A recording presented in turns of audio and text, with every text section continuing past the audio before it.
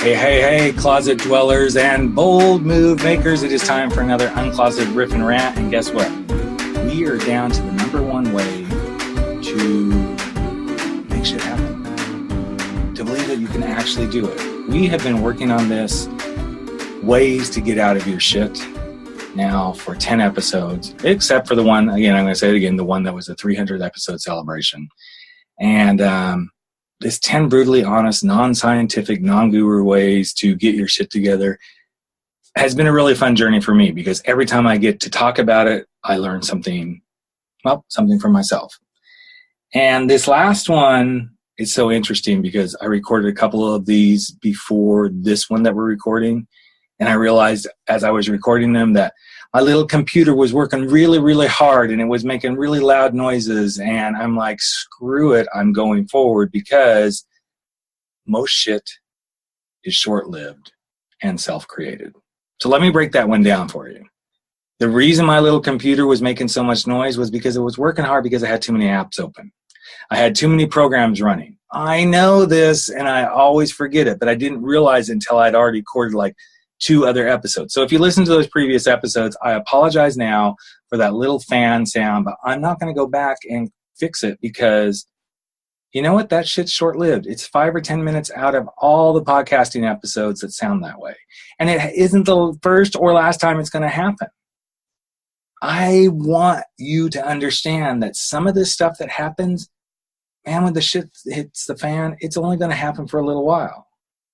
And most of the time, we create it ourselves. I created that extra noise. I didn't check my computer to make sure all the other apps were turned off, that I didn't have too many things open on my browser, yada, yada, yada. So guess what? I created that stuff. But when we finally embrace that this is what we do as humans, if we can first admit, okay, this is going to pass, like it's going to pass. It truly is. This stuff will pass. And look at how much we created this. Then we can step forward.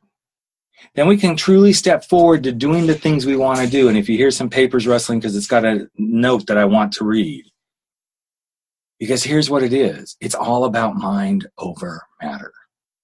When we see the shitstorms of life, we can choose. We can say, oh my God, this is going to last and learn. I'm not going to learn anything from it, blah, blah, blah, blah, blah. Or we can say, okay, we're in this. Let's just go. We're going to have to go through this instead of avoid it. That's when we thrive. And secondly, when we realize, oops, I created this, little old me. I guess, yeah, I didn't call him back. And now he's not calling me back. Well, then why do you think you're single and not going out on dates? Or, my business isn't making no money because I keep spending more than I make. Well, hello. It's pretty obvious, but we've got to accept our responsibilities in these things. So here's what I want you to do. I want you to think of 3 crappy things that have happened to you that might be even going on in your life right now. And I want you to write them down. And I want you to go, how long has it been going on? And in the grand scheme of your life, is it really taking over your life? Or has it only been a little bit, and the reason you're not getting out of it is because you're not doing anything to get out of it? Or is the reason you're in it because you created it? And if you created it, what can you do to uncreate it? Make sense? Because the last tip here is to get out of the shitstorms of life. To feel like you don't have your shit together, you have to admit that first, the shit might be very short-lived, and it's probably 9 times out of 10 self-created. Even when somebody else throws you a shit ball and tells you, eat it, you get to choose. You get to choose how much of it you're going to eat. And that's self-creation. All right, gang, that is it. That's it for this series. I hope this has been helpful. If you have any questions, hit me up. Email me at rick@rickclemens.com. Let's chat. Let's talk about this stuff. And if you have a bold move or a life uncloseted or a thing that scared the crap out of you that you've done, I want to talk to you. I want to talk to you, and I want to share you on the podcast.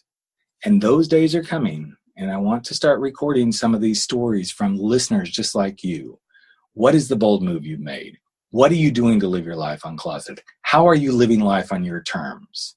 How did you go through confusion? How did you get to that place of courage or confidence? Or what were the curious questions you started asking? What's something that you've committed to? What is something that you're consistently doing because you realize we're all on a coming out journey? Share your story. Share it with me, and then I will share it with the world. Sound good? I would love to have some listener stories about what you are doing to make your bold moves, live life on your terms, and live life uncloseted. All right, that's it for this week. We will be back in just a couple of days with another episode of Life Uncloseted. And until then, never stop stepping out, stepping up, and stepping in to making your bold move and living life uncloseted. Take care, everybody. Bye-bye.